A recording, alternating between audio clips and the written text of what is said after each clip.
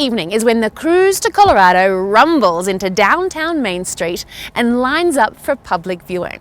And this is where you can really feel the energy and excitement, meet Telluride locals and just appreciate the beauty of this box canyon.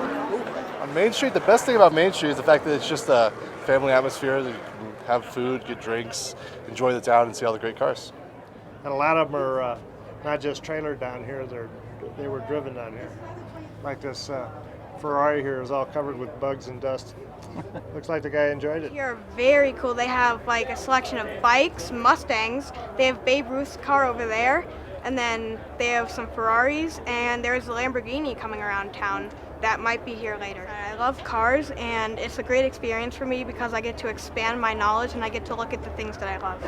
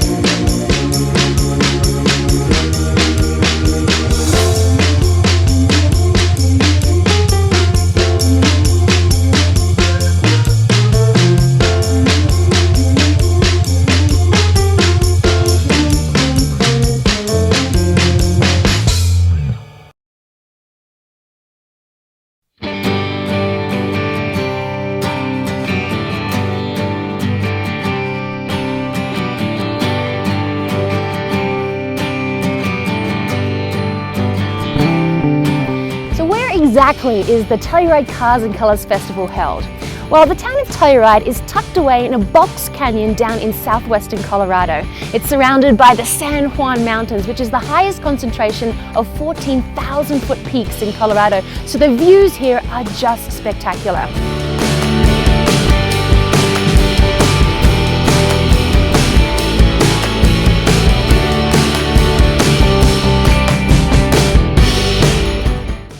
I'm getting ready to do this thing that they call a road rally.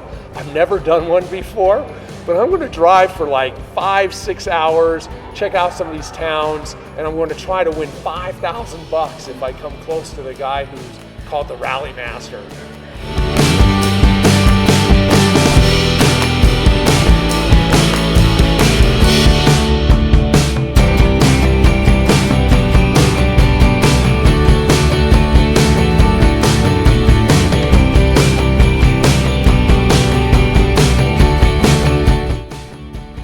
Great towns out there, and I'm really looking forward to this. Hopefully I want to meet some other people that are out there on the road too and have some fun.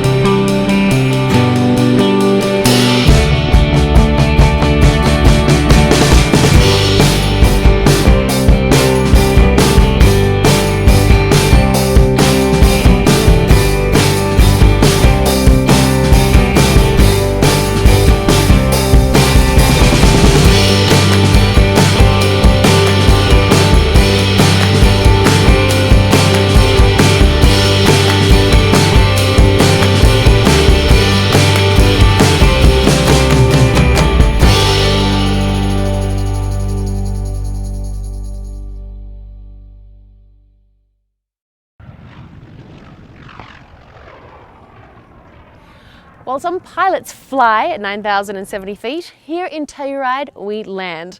This here is another one of the exotic venues for the Telluride Festival of Cars and Colors right here at the Telluride Regional Airport. This is a North American T-28 Trojan. It was used by the Air Force, the Navy for training pilots before they went into jets.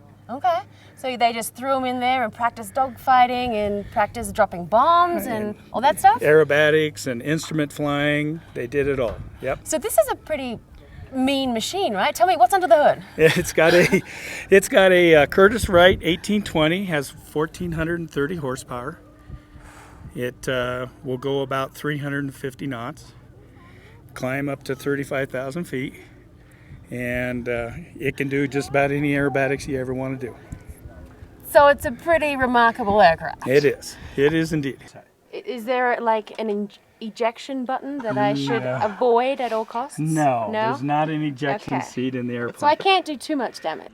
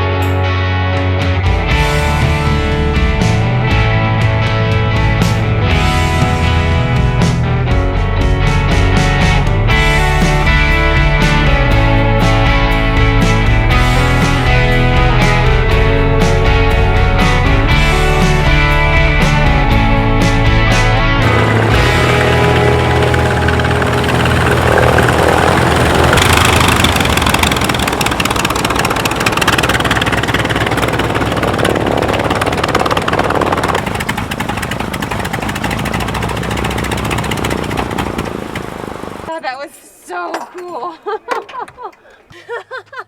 That was Nice crazy. job. Did you see that roll? We actually did like a, look at my hands, they're shaking. That was so unexpected. That was amazing. Good. Oh my goodness. I'm so glad you did. Liked it. Well, first it was just beautiful. I mean, you Absolutely. were like so close to those ridge lines and all those spires, and then all the aspen colors was exquisite. Yes. And then when you came down over the town of Telluride, how many G's do you think we pulled when you leveled out? About 2.5. That's it? Yeah. I was like 4. We're totally doing 4 Gs. Pressed into our seat, and then we're flying right over the town of Telluride, and you were like going like this, and I was trying my hardest not to puke. And I didn't. You did. So That's good. you're proud of me. And we're alive. Yes, we are. And then we did that, what do you call that roll? That was a aileron roll. An aileron roll. Uh-huh. I just did an aileron roll in a T28. You did. That, I probably will never do that again in my life. Probably not. I can't thank you enough. That You're was an very welcome. incredible, once in a lifetime experience. Sweet.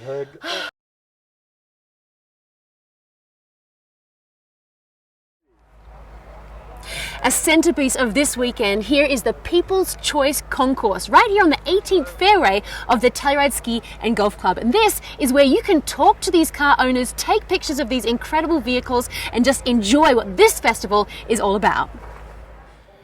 So many beautiful cars down here on the concourse, and this Corvette is stunning. Thank you. What kind of Corvette is it? Well, it's a 1985 Camel Light GT. It's a reimagination of the original race car, and this one was built to drive on the street. 1985. It looks like it was so ahead of its time for the year that it was built, right? It was a little bit. It's a Lola body, and we used the original body bucks to build this car, and then cut about 15 inches off the back end of it to make it look a little more like a C4 Corvette. But the front always looked this way, and they ran with the name Good Wrench on the side of them originally. Because That was their slogan at that time. Take your Chevy to Mr. Good Wrench to get it repaired. so it is a street car. It is made for driving on the streets, right? It just looks like the old race car. Which is the beauty of it. Yeah, it's so much fun. And it draws a lot of attention, so you've got to keep the speed down. So how many of these vehicles were made back in 1985? In 1985, they made about 14 of them. 2 of them burned to the ground, 3 of them crashed, and some of the drivers walked away from them saying that they were just too much car to handle. They couldn't keep them on the racetrack. So there's about 4 of these that have been reimagined from the original Lola body. So anyone who was a kid in the 60s or late 60s loves muscle cars here in America. And there's a certain appeal about the muscle car genre. And we've got some beautiful muscle cars here today, of which 2 are yours. Yes, they are. Tell me about muscle cars and why they're so special as a genre of car.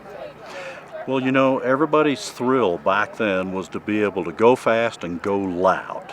And whoever had the most horses, they were king of the hill. Every little town had a main drag, and everybody wanted to drag main and show off the horses under their hood. That's right, and this is when cars got powerful, and that also made them get a little more dangerous, and it was just kind of a revolution for automobiles in America at that time, right? Well, you bet it was. Tire technology was limited compared to today. People wanted to go faster than their capability. A lot of people, their dads or their folks bought them this highly powerful car, and they weren't qualified to drive it. They had no idea what the car's potential was. Well, we have some beautiful muscle cars here at the Telluride Cars and Colors Festival. 4 of them behind me I'd specifically like you to talk about. This first one, what kind of muscle car is that? Well, this is a 70 AAR Barracuda. 346 pack car, very, very desirable. Inspired by Dan Gurney, All-American racer.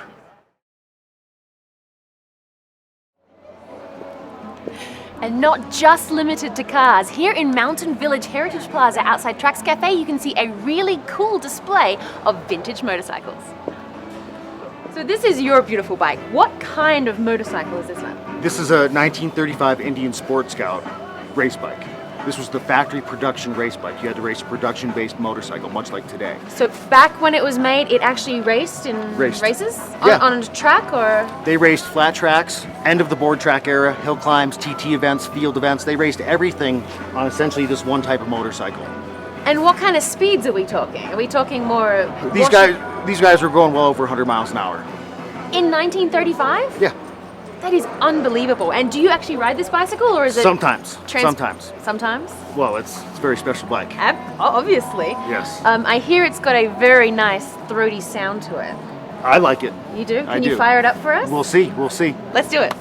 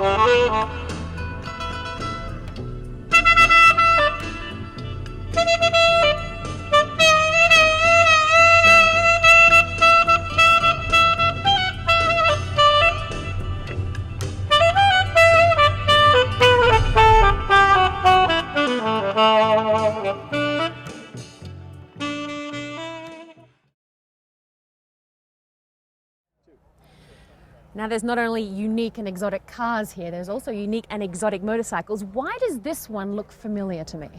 Well, this is a 1931 Bruff Superior SS100, and so consequently Lawrence of Arabia was killed on a motorcycle very similar to this. He had 5 Bruff Superiors. In the 7 Pillars of Wisdom, there's writings of his describing all the excitement and fun he had on them. They were quite expensive. They were the fastest production motorcycles at the time, and so they've kind of gained fame. They're very rare. There's So how rare? total production of 9. 3 known to exist. One of them's in parts. I think it still is. I think 2 are on the road. And 34 production, jump ahead a couple years more, only built 6. So total for 20 years is about 2,000 motorcycles. So when you say rare, this motorcycle is extremely rare. It's pretty rare, and it's big time horsepower. To give you an example, 55 horsepower in 1931, a Harley or an Indian was about 28 horsepower, so more than double the horsepower. Guaranteed to run 100 mile an hour at Brooklands Raceway, so they're good fun. I bet you have a lot of fun on this puppy. Yeah. Scott, you're slightly passionate about motorcycles. How many do you have in your collection? I might be a little ate up, so I have about 60. 60 motorcycles. Yeah. Between how old and how old? Most of them would be pre-World War II. So most of them are actually before 1930. That is unbelievable. It's good fun. I'm sure it is. Now, I can't believe that this motorcycle is over 100 years old. Yeah. What year was it built? 1912. Tell me about it. So it's a single cylinder. I believe they called these 11E Harley Davidson. 500cc. It's a single cylinder, which was the more popular than the twin at the time. And they sold a lot of these. This was kind of the year they really came into their own. So it's belt driven. A leather belt. Has a leather belt, which you tighten. And pedals? Really? Pedals to start it. Is that how motorcycles were originally built? Yeah, and at that time frame, pretty much most motorcycles you pedal to start them. I gotta see that. Can you fire it up for us? Sure. Oh, yeah. please. All right, here we go.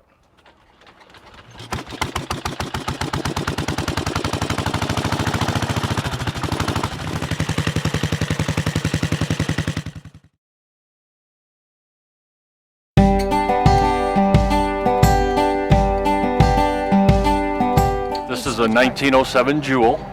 They were made in 1906 and 7 by the Forest City Motor Car Company, which turned their name into Jewel in 6 when they moved to Massillon, Ohio. This is a Stanhope body style. Most of them that are left in existence are runabout style, which looks like a buckboard. We know of 2 more like this one. So what's your personal passion for this type of vehicle? I have always had antique cars. I had a mentor from the time I was 14 that got me into Model Ts, and I always wanted a single cylinder car, and we found this one on a small 3x5 picture in Chickasha, Oklahoma. An 80-year-old gentleman had it. We didn't know if it was real, so we took all the numbers, drove all the way to Massillon, Ohio to justify that it was real, then went all the way back to Phoenix to pick it up. So talk to me about the lifestyle of owning these cars. Do you travel around to concourses? What do you do? We travel around to the ones that we're invited to, quite a few of the local shows that are strictly for charity, and then every Thursday nights, 8 hours in the garage polishing the brass. Question. You're here at the Telluride Cars and Colors Festival. How cool is it to be here on this concourse with such a diverse array of cars? Just talk to me about what you see and what you're just about participating in this event here in Telluride. It's just a privilege to be here, to be able to participate with a backdrop like this. You just don't see this anywhere else in the United States. It doesn't compare to anything we've been to.